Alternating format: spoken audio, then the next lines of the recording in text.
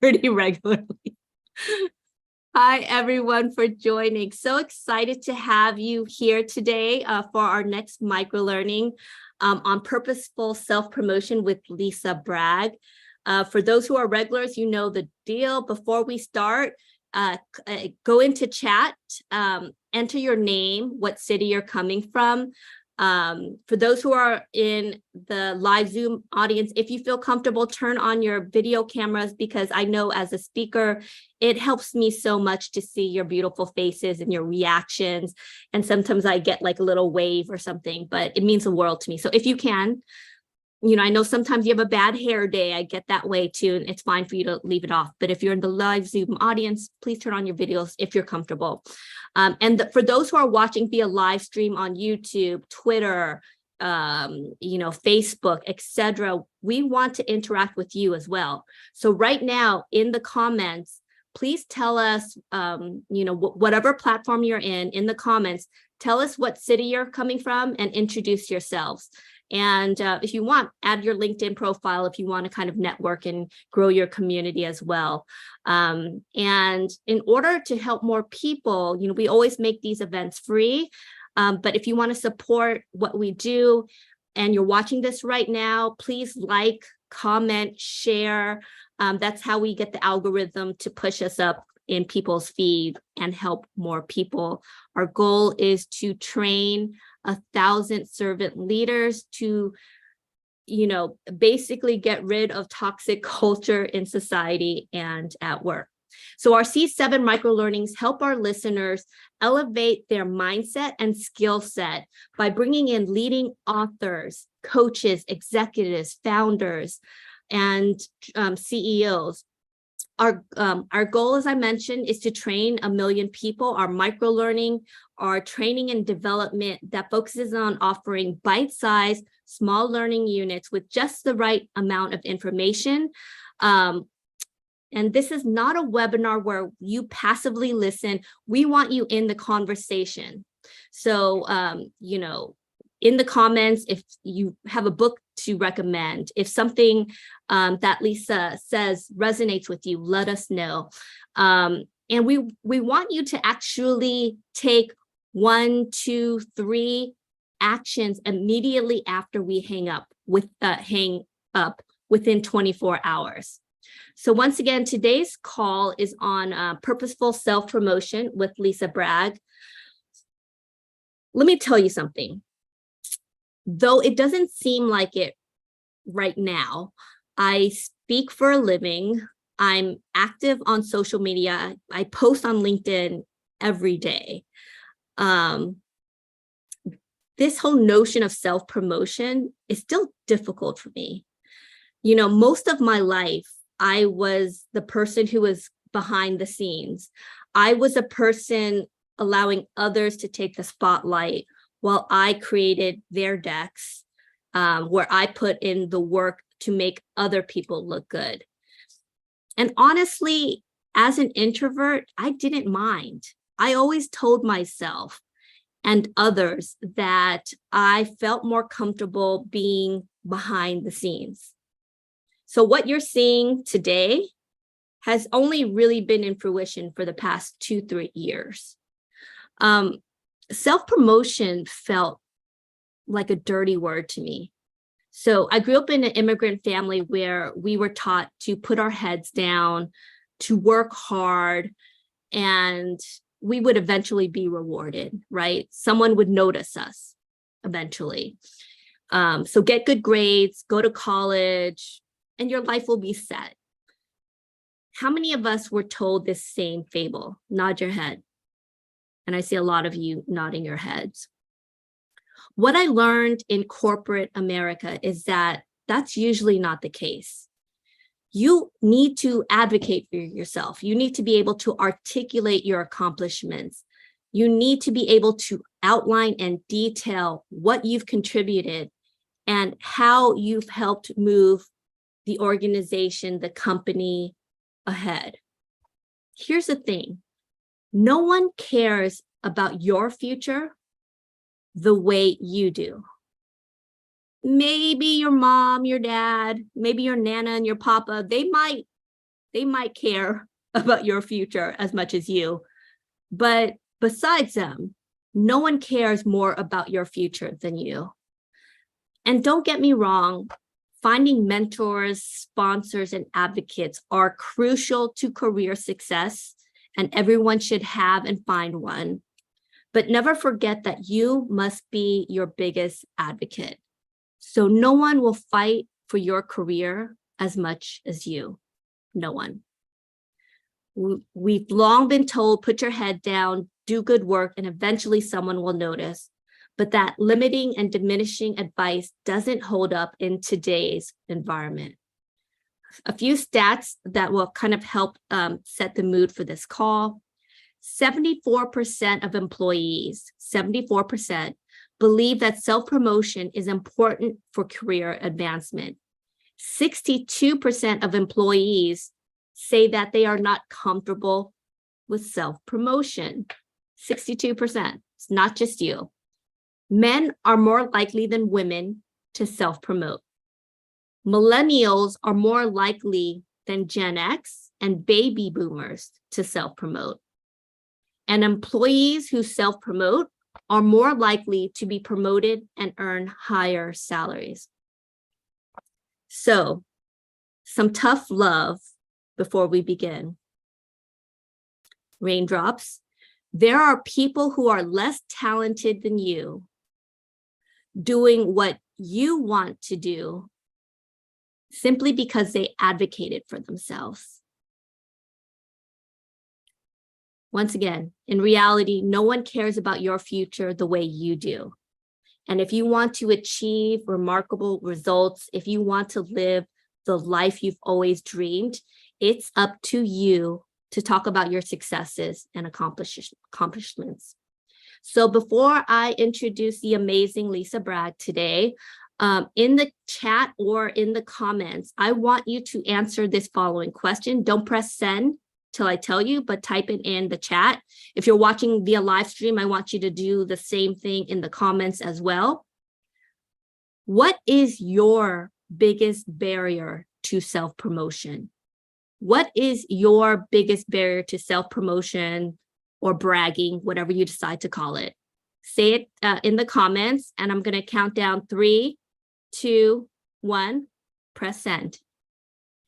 People not getting me, being talked over, fear of embarrassment, too busy doing the actual work. That's a good one. I love that, Trina. Being disliked. I love that. Self-doubt and what I have to offer. These are so powerful. Keep on having them go, sending them. Indecision. I love that. And what aspects to promote. Thank you so much for sharing all of that. I think that was very powerful. So without further ado, Lisa Bragg is an author. Oh, actually, let me find her and spotlight her. Hi, Lisa. How's it going? I'm great. Thanks for having me. So Lisa is an author, speaker, and advisor who helps leaders at all levels navigate savvy self-promotion that is authentic and gets results. She has literally written the book on how to talk about success. Her book, Bragging Rights, How to Talk About Your Work Using Purposeful Self-Promotion, is out now. So please go out, purchase her book, and make sure you comment and you share and you tell people about this book, because that's how we support our amazing authors. Make sure you comment after you get it. It's an amazing read. She is the founder of Media Face, a Toronto-based content and consulting firm. She was also a TV reporter and anchor for over 15 years. Let's welcome Lisa Bragg to the show. Woohoo! Welcome, Lisa. Hi, everyone. Thank you for having me. I'm so excited to be here. I've been watching, so. Well, my publisher is so great. She just put the link in the chat. So awesome. Just like, we have to have our supporters. Thank you.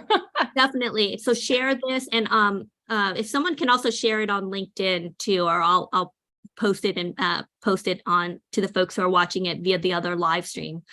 It's kind of just hard for me to multitask while I'm interviewing. So first question, how do you define bragging? And can we also, and you've probably heard this a million times, the whole irony that your last name is Bragg. How do you define bragging? It's a little bit of make lemonade. It's my maiden name. It's from birth. And it was about when I was 13, my daughter's 13 right now. And I realized that my last name meant something to other people. I was going for the gold stars. I wanted the 100%. I wanted to do all these things and I would do them. And then people would say to me, oh, you're going to brag about it. And I have pretty big eyes. So I don't know if you saw my eye rolling enough. So you start to realize that your last name means something to other people, and that when you're successful, people have feelings about other people's successes. So I learned that really young to start to hide myself. So I wouldn't always tell people the things I was doing. They would find out and I would try to hide them. And then I decided to be, as you mentioned, Lynn, a broadcast journalist, which you think is all about me. But back in my day, it was really always about the story and finding those interesting people. I like to often go against the grain. So journalism can be very pack-based. So you'd follow along with whoever's getting the same quotes. But I always wanted to go the other way to find those interesting people who weren't always on camera. It was a challenge to myself. So I'd go and I'd say, hey, Sheila, do you want to be on camera? You're this expert in this. And Sheila would always say, who, me? Oh, I'm not the expert. Go down the hall to Paul or John. And it would happen over and over and over again. And the people that did take the chance, the risk to be on camera with me, I would often see them do more media. And then I would see them get more opportunities because of that. So, often I had a little bit of extra time. So I'd give them some media coaching because it was really that important for me to have different characters in my story than same old, same old. So when I saw that was really interesting to me, how being a subject matter expert can really help elevate your career. And then I started a content company back in 2007, which just seems like a lifetime ago, before all the video and the, podcasts and e-learning. That's what we were doing and helping subject matter experts get online for the first time. And I saw from them what they could do, where their careers went. And that's what started me on really helping more coaching and doing workshops and keynotes on bragging and self-promotion.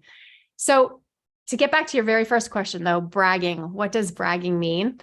And bragging means nowadays to talk about one's success with pride. And I really, truly believe that pride also means self-love. So when we give ourselves that pat on the back, we need more self-love. And if you're listening in today, you know that we need to love ourselves a little bit more and honor our successes. And bragging didn't always mean this, the way we treat it now. A lot of people feel icky with it. It actually meant back in 1325, shine and shimmer. And it meant bravery. And then it's as we moved from being this, agricultural societies, then into, rulers. We didn't want to stick out our necks too far with the ruler, but we could be seen and our kin would see us and our family would know Lisa should really not do that job, but she's probably really good at that job. Or it's totally should be Anne doing that job because Anne is really good at that. And so our family, our grandmothers would tell everyone what we're good at. And so that's when we moved into the factory system, heading into cities. And some of us wanted to go for the steady paycheck and some of us didn't want to go, but we were forced to. That's where we lost a lot of that. And we just wanted to stay small, stay hidden, get that steady paycheck, put your head down, do good work, and eventually someone will notice you. So obviously I'm really passionate about it, but I can see the red thread through all of it for me. So yeah. Can you repeat what your definition again? Because it was so powerful and I wanted to type it in Yeah, it's talking about your success with pride. So we need to talk about our successes with pride, and pride is self-love. So when you talk about your successes, that's the way it is. So it's not, we get so confused with the word self-aggrandizement, and that's that puffery that I'm better than you and I'm going to put you down. That's what that is. And we get confused because it's partly because it's such a big word, but also because, bragging, it's had its weight to it. When I would talk to people, it's like, but it's icky. Icky is the word to describe it, because we're just not comfortable with it, because we've been trained for a while now, multi-generations, to not feel comfortable with talking about our successes. But we're so comfortable with talking about our failures and self-deprecation. Oh, that's a compliment. Oh, no, not me. Here's all the million of ways I failed today. Right. And another one, just because I don't want to talk about my successes. And when we do that, it's a disservice to everyone around us. That's so beautiful, talking about your success with pride, and that it's a form of self-love. I think there's so much beauty in that. And Trina writes in the comments, honoring our successes. That's so beautiful. So why is self-promotion important? And, most people believe that you should really, and you speak on this a little bit, that we should let our reputation speak for itself. Yet you challenge that. Why? Yeah. So our brag is, the thing that we're proud of, and the self-promotion, those are all the things that we send out into the world. So this is part of my self-promotion, anything that I send out, video, blog, podcast, those are the ways we transmit it. So just to get that definition out, but it's that we are so taught to be hidden gems, and that we're not comfortable with telling other people all of our successes. I think that's a big piece of it. Lana, I think I got lost in my definition for you. What was the second part of your question? Oh, sorry. The second question is, most people believe that you should let your reputation speak for itself. Yes. Yeah. Why? Yeah, thank you for that. And you know what? Another thing is, we wait for perfection, or we're so worried about being perfect, and none of this work is about being perfect. So right there in the moment, I forgot my spot, and not worrying about being perfect is always a gift to ourselves. So allow that to happen. But I think we worry about our reputation so much, and that we have to make everything perfect to move forward.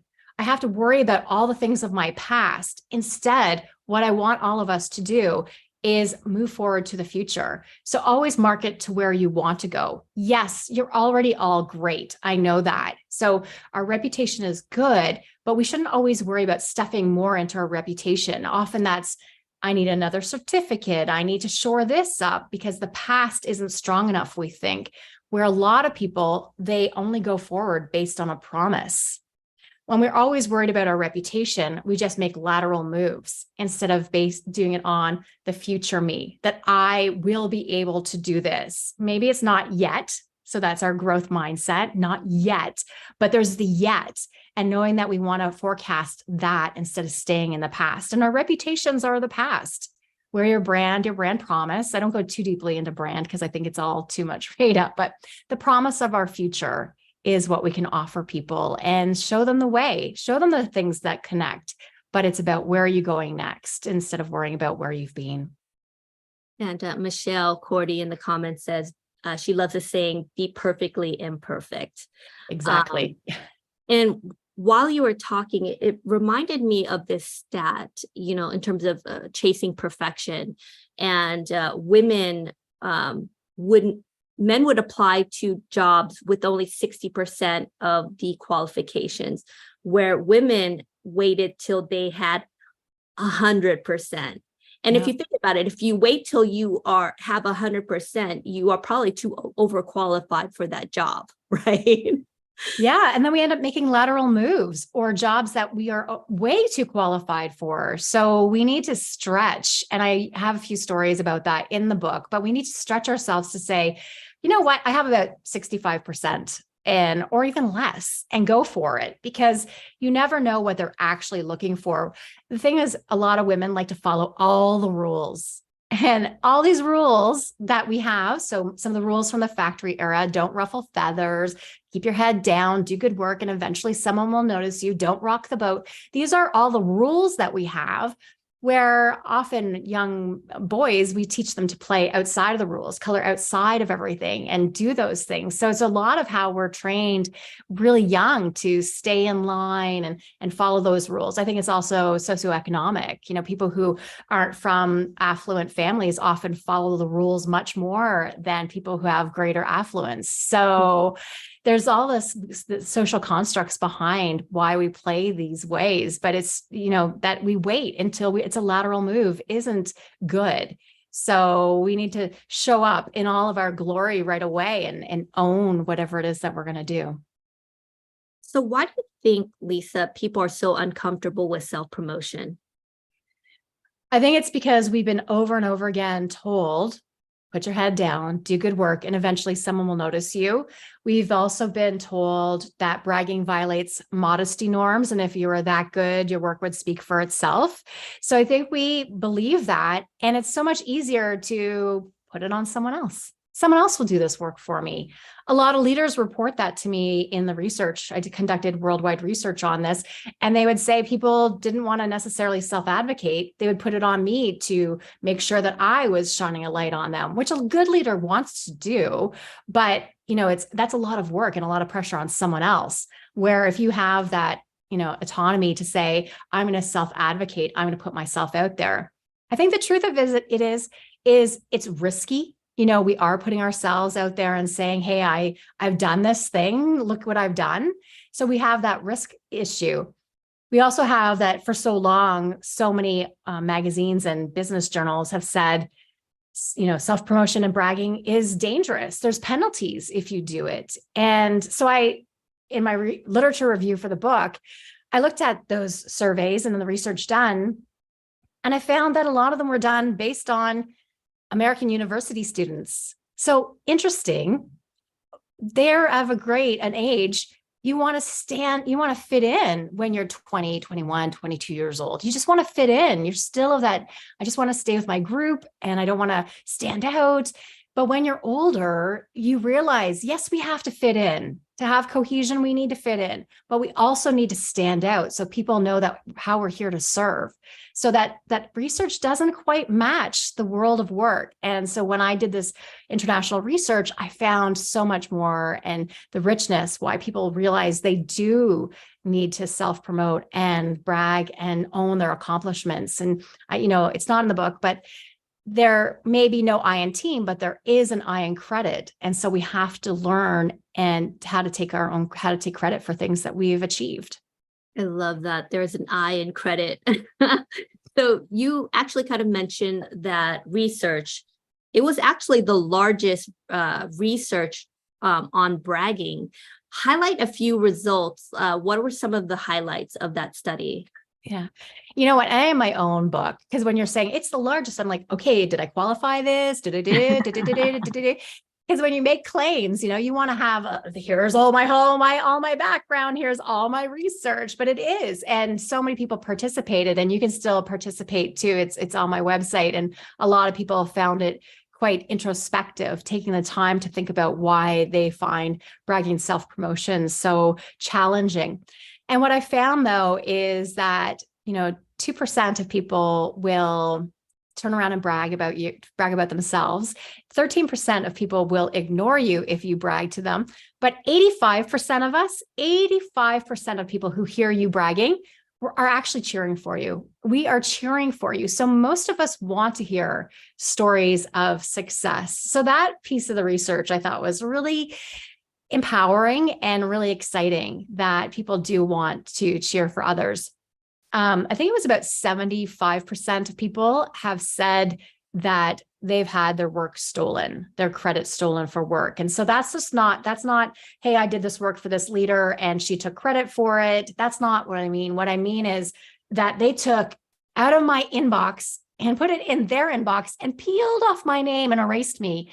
That many people have had their credit stolen because when you leave credit lying around, somebody's going to take it.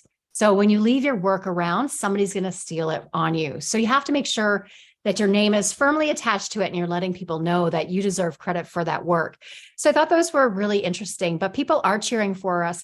And then I think it was about 85% of people realize, especially after the pandemic and during the pandemic and after, that they need to self-promote more, and that it was something that they hadn't learned to do and that they needed to do it. So most of us are in the same camp. We really realize that to get ahead in this era that we're living in now, we need to do it. So now it's about, well, how do I do that? And how do I move forward? Yeah, that was definitely the case for me. So I started, I guess, working on my own personal brand when I got laid off of Fortune magazine, like at the beginning of the pandemic. And I was like, oh shit, I'm starting a company and I have no marketing budget. So let me just post every day. And the funny thing too is that I started posting as community of 7, and people always think that I have these social media writers posting for me, but it's just me writing. And sometimes I'd be like taking a nature walk and I'm just be posting. So, it's not some huge strategy or anything. And I only started posting as myself, Lan Fan, probably like a year ago or a year and a half, because it felt icky. Like I was like, I could post as community of 7. I could do this for other companies, but me, that's, I don't want to seem like I'm bragging or that I'm a thought leader. And I realized that I'm not a thought leader. I'm a teacher. And I've always been a teacher at heart. And so I believe that we're all teachers and students. And so in order to be a good teacher, you need to be a good student. In order to be a good student and to learn, you need to teach others. Yeah. And I think that mindset of the paradigm shift for me and why I got more comfortable, I guess, posting content on social media was not to get famous or was not even to build my business. It was, how can I help that one person reading this content? How could I help one person who might be having a bad day or not lacking the confidence to speak up?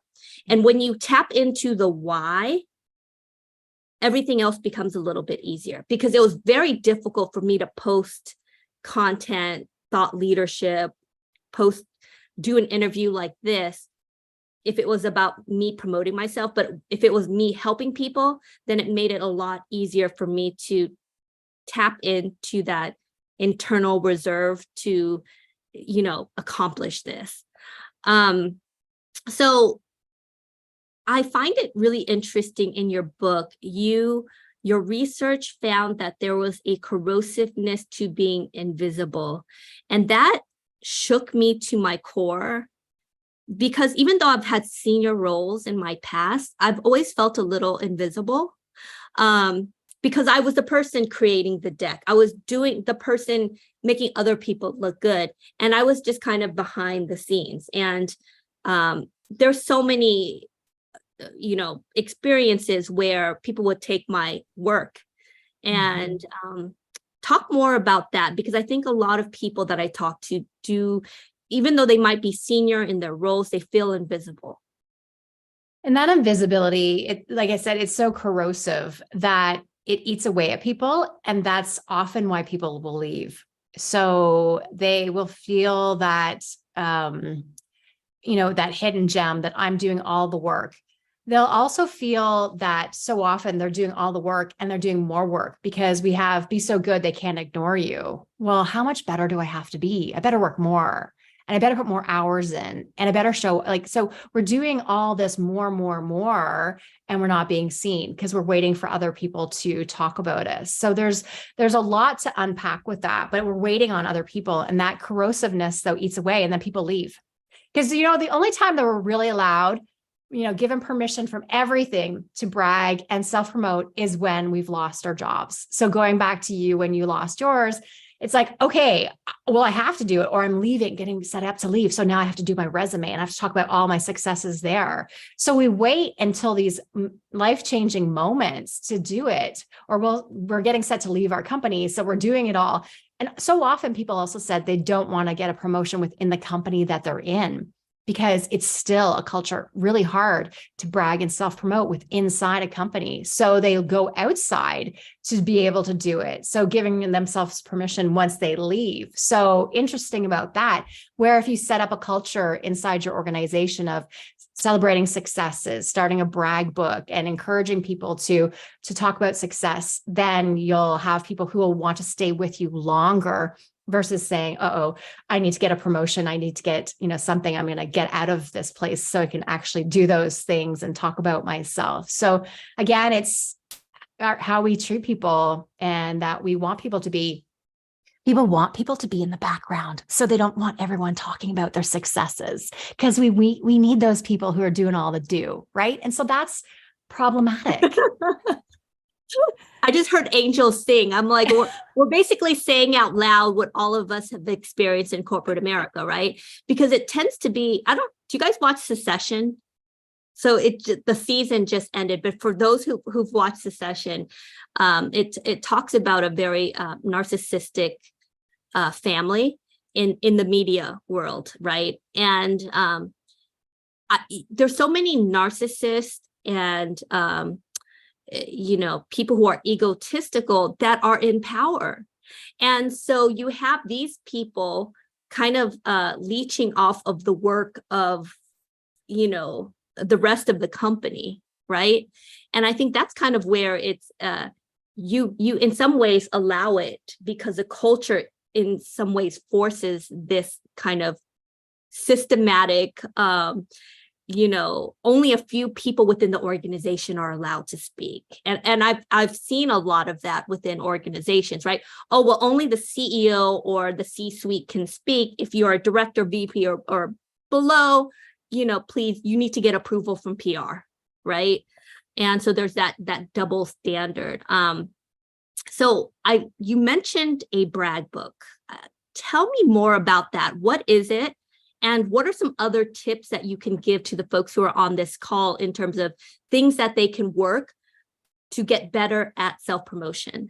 Yeah. So don't wait till you have to leave a job or you want to do something special. Start collecting all of those awesome things along the way. So things meaning compliments or thank you notes. Whenever you get something from someone else that says you've done a good job, take them off the internet in some way. So whatever, if it's on email, interweb, or whatever it is that you have, take them off the server if you're allowed, and have them in a file on your desk computer or print them out. I know that's so old school, or write them in a journal, because you don't want to leave things in an email, because if you end up losing your job or a server goes down, then you've lost that information. And it's always, people think, well, I don't remember them all. And then we don't have those things along the way that gives us those, hey, I did this, good job, especially on those bad days. So make sure that you're collecting kudos as you go.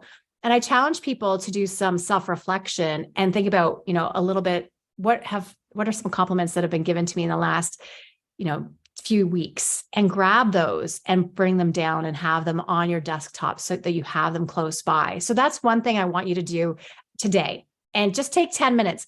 I don't need you to go way back in time unless there's some that really stand out, but starting today, do a 10-minute, go through emails, go through whatever social media, grab those kudos and save them.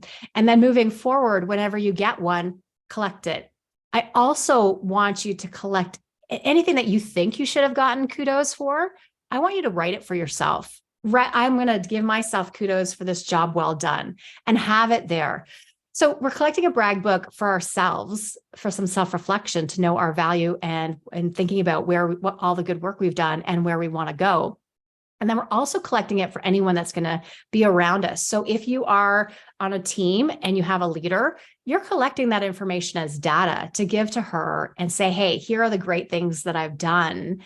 So it's evidence of your awesomeness, because our leaders are so busy doing their things, and they're also fighting fires. They're also out for their own career, that by you having your own brag book, that's your own piece of self-advocacy. So starting with that is one of the easiest pieces that you can do today. It'll also make you feel good on those days that you don't good. And Suzanne, kudos called ups. That's exactly it. So that is exactly whatever you want to title it.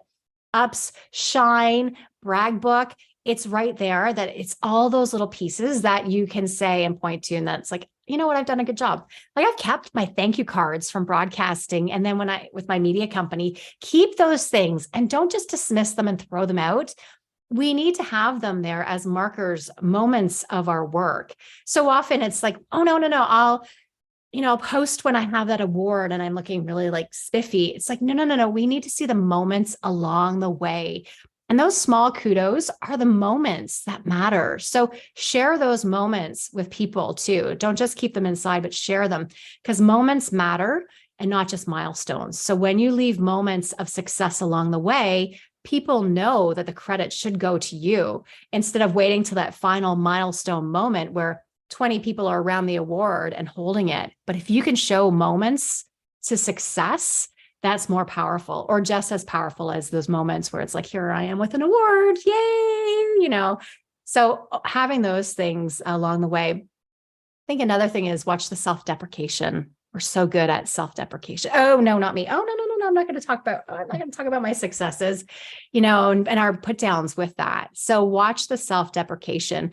There's a huge call for humility right now in leadership, but not all of us need to hear that sounds so loud. We already have a lot of humility. We know we are already here based on the shoulders of giants, and that we have been paid for along the way, and that we are good listeners and here to serve people. So watching the humility level, I want you to ratchet up your ego and not ratchet it down. So, and Lan, I appreciate that you're about servant leadership, and bragging and self-promotion is telling the world how you're here to serve.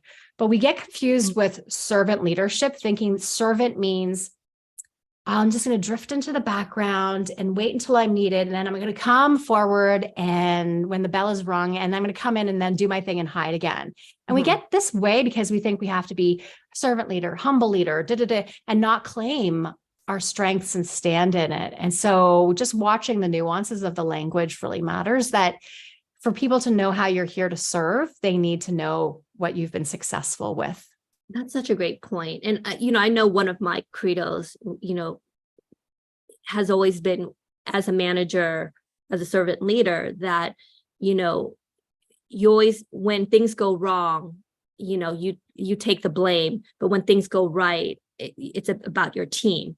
And it's one of those things where it's hard to do that for yourself. And I think that's why most of the people who are, I guess, the people who follow Community of Seven, my audience, are servant leaders. And there's that same kind of ethos about being humble. But, you in corporate, you need to be able to shimmer and shine. You need to be able to promote yourself in order to help other people. And that was my aha moment. It's like, I couldn't serve anyone. I couldn't help anyone if I wasn't out there, if I wasn't promoting myself and what I do and my talks, and people like you, getting in front of people who need to hear your message, right? And I think that notion of service, you need to tying that in, was pivotal for me, that you can't help anyone, you can't serve anyone unless people understand why you are in the place that you're at and that you belong, right? So I want to read some of the comments here. So Lee says, I've recently asked a few testimonials to post on my news site. It's been affirming for me. I've winded my sails at this juncture of my journey. I love that. That's such a great idea, Lee. And sometimes, like, I know for me, when I go through my website and the webmaster needs some updates, and I'm like, I don't remember what I do. And I go through my inbox or my post in terms of events I spoke at and projects I've worked on, and I literally forget about these things. And I'm like, quickly. Yeah, I spoke at Columbia Law. That's pretty awesome. And I was like, I'm pretty awesome. But it's so important to kind of catalog that in that brag book, because you will forget. And I find it so ironic because a lot of moms, me being one of them, are so good at keeping a brag book for our kids, right? Oh, look at his little feet and his little shoes at 1 month old. But we can't do that, have that basic decency for ourselves. There's such an irony to that, you'll scrapbook like little momentums for your kids, but for yourself, it's like, there's nothing. So I want to open this up to questions. I know there's some great ones here, and I think a few people kind of asked, does anyone have a question? They could raise their hand. Or Sherry, do you want to unmute and ask your question, or do you want me to ask the question you have in the comments? Sherry? if you want, just unmute or I'll ask. Yeah, I'm hearing a lot about what you can do if you're in a corporate job and stuff like that. And quite frankly, I left corporate jobs because it was totally unfulfilling.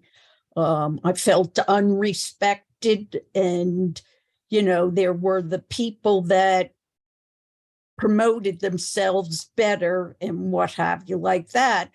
So I started my own business, and now as an entrepreneur, of course, I've still got competition, but I'm finding that my competition, they're just like the quote unquote men that you talked about. They submit, they do a write-up on their resume and only 60% of their qualifications match and stuff. No offense, guys. But, and it's not just men. I know women that are proclaiming that they have, they have knowledge and what have you like that. But when you talk to them, Sherry, they don't. So Sherry, so just to kind of summarize the question for Lisa, I guess Sherry's question is, what about entrepreneurs? What about people who are out of corporate in terms of why is self-promotion, why is bragging important, and how do we do it? How do we do it is the main question. Without looking like a stuck-up snob or something. You know what? So a lot of the lessons in the book are for entrepreneurs and for people in corporate, because I've been an entrepreneur now for 16 years. So I totally get it. And so one of the first things I'll say to you, so there are lessons that overlap all the way through for sure. But one thing I would say is make sure that you are not your business. So often so when I owned my content company, you wouldn't know where MediaFace, the content company, and Lisa Bragg started and stopped. I was so immersed in my company that I didn't have my own personal brand, my own professional brand is what I call it, of who I am in the world, because I was so in depth in the company. And I think anyone in corporate too, when you become, your title, that's a problem. So make sure that you're distinct from what you're working in so that people can see how you as an individual shine. Because when you as an individual shine separate from your company, then you'll get more opportunities because of that. So making sure that you're distinct as you work in your company, but you're not in the weeds all the time, that you are separate is one of the critical things to do, especially if your company, you end it, whatever financial reason, whatever happens with it, I'm sure all of it's going to be great, but you make sure that you're not entwined with your company, that your identity is one and the same. So that's one thing I would definitely say to do right now.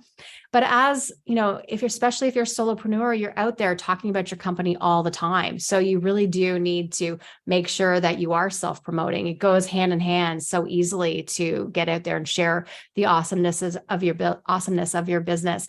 And, you can also collaborate with other people. We're so worried about competition.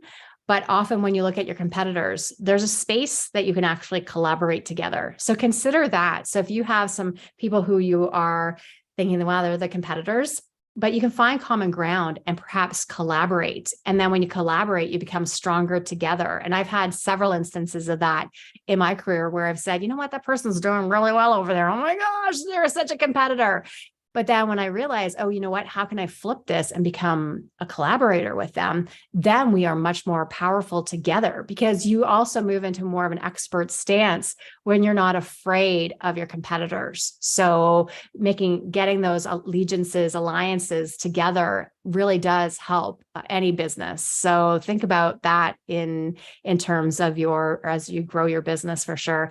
Yes, collaboration community is so important. So, finding where you want to go to with your business and then helping to market towards that. Yeah. And I'd love to kind of add something too, just because as an entrepreneur and having just kind of been through this myself, being able to help people, whether it's through content on social media, posting content, writing, contributing articles in, different media publications, which I know is your kind of expertise, Lisa, is really kind of important. Like just, making sure you look at it not just as I'm bragging about myself, it's how can I help other small business owners, like whatever your focus is. Like, let's say your focus is on widgets. You're the expert on widgets. So this is what I know about widgets. This is how to sell 1 million widgets. This is how I did it. That's not about, oh, Lan is amazing and the best. It's, this is how I do what I do. And this is how I'm going to help you do the same. It's not bragging. It's basically teaching people how to, get better in a lot of ways. And that's altruistic.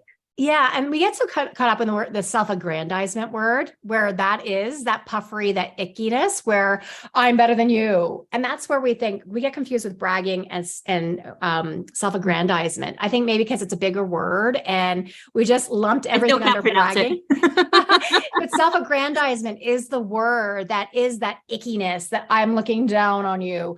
That's the word. That's the problem, where bragging, shine and shimmer, bravery, that's really the root of it. And then it became tarnished as people wanted us to stay in line and keep, under their thumb. So that's the problem with it. But it's really shine and shimmer, bravery. And if you keep that definition, I think another thing too is that, and it's going to some of the comments in the chat, is that we're so conditioned to stay a certain way because we're so worried about what will they think?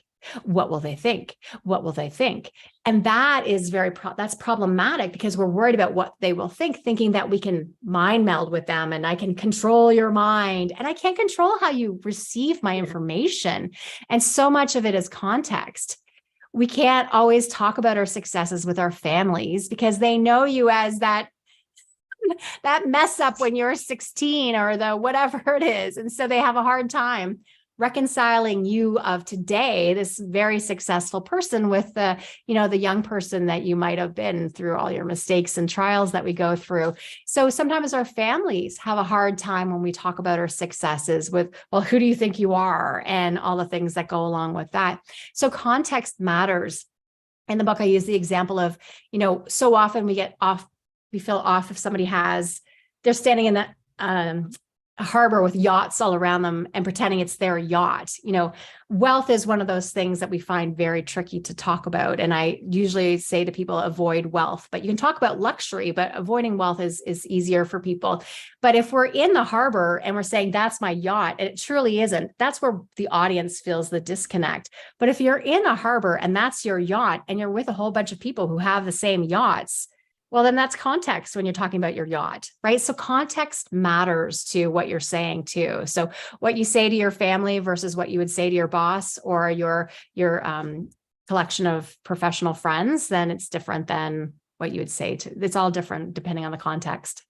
So Hoya in the comments has a great kind of observation. We are so conditioned as women to remain humble and stay respectfully quiet as we sorry, I lost it for a second. We're basically, as women, kind of taught to be humble. And there's almost like, is there a double standard for women, and particularly women of color as well, in terms of bragging? Because I feel like sometimes if a man does it, it's different than when a woman does it. It's perceived differently. Yeah. And that's a big thing where a lot in the research I found. So women did report, actually everyone reported that there is a perception that women are penalized more often than men for bragging and self-promotion. And so that's where, well, do we wait for things to change to brag and self-promote, or so how do we change things? And I really believe that we need to change things by being the leaders. So we have to put ourselves out there and start doing it. So is bragging and self-promotion risky? Yes, it can be, because it is part of something that's taboo. But I offer, isn't it more risky to stay the same, stay in your spot, and actually lose your value because the corrosiveness of invisibility? And if you think you can't self-promote, well, in your position, because you just want to stay where you are, I just want to stay where I am, so I don't need self-promotion.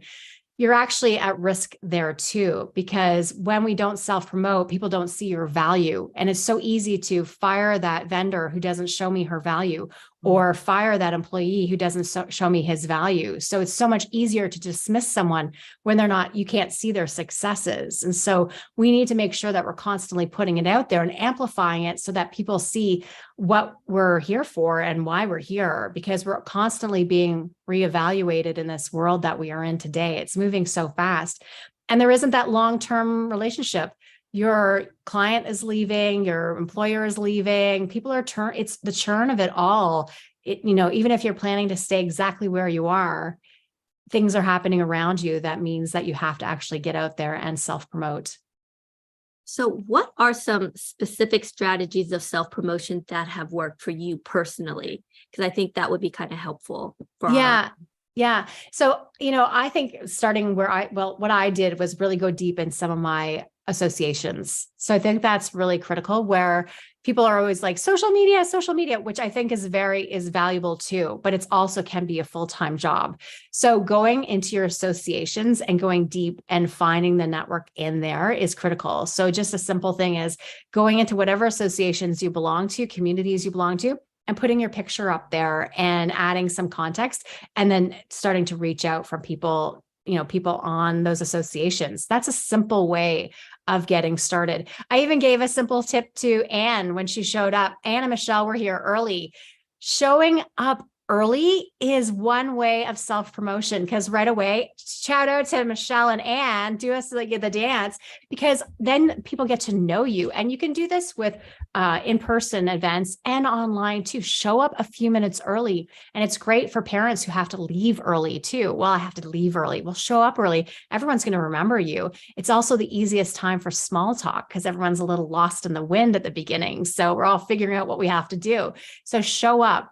Another simple thing is actually be enthusiastic. So I'm not saying be Pollyanna, but be enthusiastic about things. If you're going to an event, show up and be enthusiastic and participate. It's such an easy way to get all those gold stars that you want that helped you be seen and heard without actually doing much. But being enthusiastic, showing up at places. When you turn your camera on, people see you too. So how do you show up and be enthusiastic in whatever little place? So those are some small things that you can do for sure. But in the book, I have some thinking points that I want you to do. So there's a whole bunch of self-reflection piece to consider. And then there's to do. So these are small action steps that you can do right away that aren't going to take you a lot of time. And then I have to share, because I believe this work that we're doing is about sharing. So while again, bragging and self-promotion seems all about me, it's really about how I'm here to serve and then elevate each other. Because when we shine a light on someone else, that light is so amazing. It's going to come right back and shine even brighter on you. So there's a whole section in each chapter on how to share this information and help other people to shine too. So if you are so afraid of doing this work and you're saying, Lisa, it's not me, another good place to start is how do we amplify each other? So one challenge, Lan, if you don't mind if I do this, I would love to challenge everyone on this call right now or anyone listening in the future to find one person on the call and amplify their posts, because it just drives me bonkers why we constantly amplify celebrities or the same posts over and over and over again. Yes, they are good, but there's so much genius in this room, in this community. Go find a post, like it, and copy one of the comments that the person wrote. You don't have to come up with anything new. Go into her post, find some nugget of truth that you agree with, pull that out, put quotation marks around it and say, agree. That's it. Or just even highlight that, because it does matter when we can see people celebrating our work. And when you think that it doesn't count, it does count. So there you go. Only for today. While you're for those who are watching this via live stream or in the Zoom audience today, post something about Lisa, the book, anything you want. Tag me today on LinkedIn and I will make sure to like and comment. Only for today. So tag me today. So we have homework for you right now. So comment, tell people about Lisa's book, but tell me more about the power, and I think this might be the last question, the power of networking, because I actually was introduced to you, Lisa, through Leslie Elm, who spoke at our event. And so it's like this kind of like the 6 degrees of separation. How important is networking to to self-promotion. Lane, you just gave me shivers, because I bet if we spent another minute, we'd find all these other people who we're connected with. And the world is. I met Trina, who was on this call, who's your publisher. Yeah. Through Leslie. Yeah. And so the world is smaller than we think. And so when we tell people how we're here to serve, then it's like, okay, Lan needs this. I can help Lan with that. Or Trina needs this, or Anne or Michelle or somebody else, or, Lee needs this. I can help you with that. And our networks are amazing things. And so when you start to access your network, then you're going to find someone else that you have something in common with, and someone else, and all the opportunities will come to you because you're accessing your network. You're saying, here's how I'm here to serve. Then they're just saying, oh, well, you're needed here. And people love being that connector. They love it because it gives them the endorphins, the serotonin boost to say, I've done something for someone else. Because humans do really most of us really do want to help each other. And so when we help each other through networks, it's incredible. So access your networks.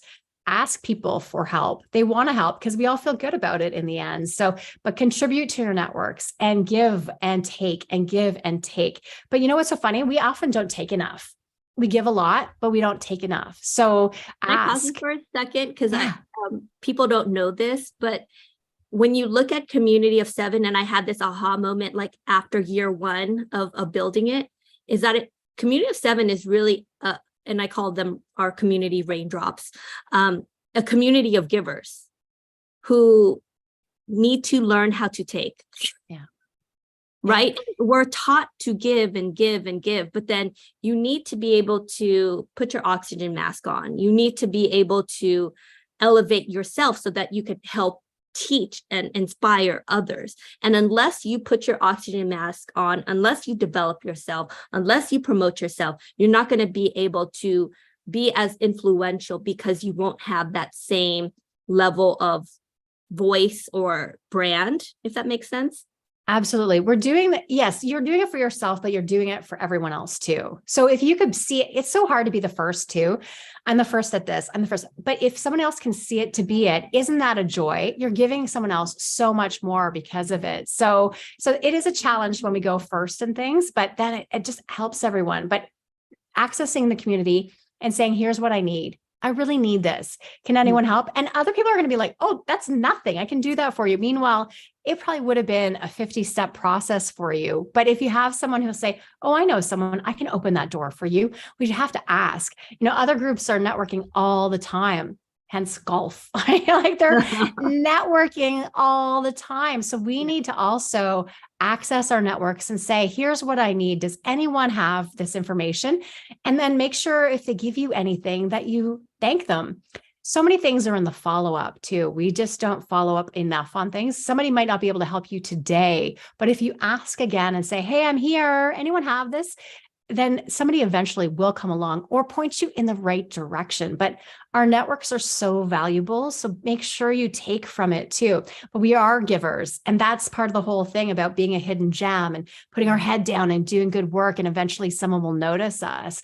But if we instead say, here's how I'm here to serve, here's what I need to then get to that next level. And, I think just so many good things are going to come from the right people being in the right place at the right time. It's going to help all of us, this whole world.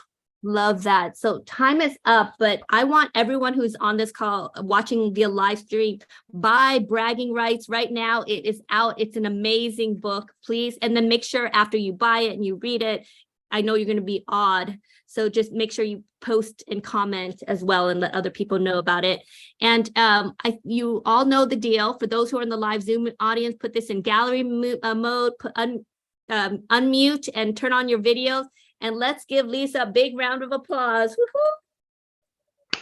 Thank you so much, Lisa.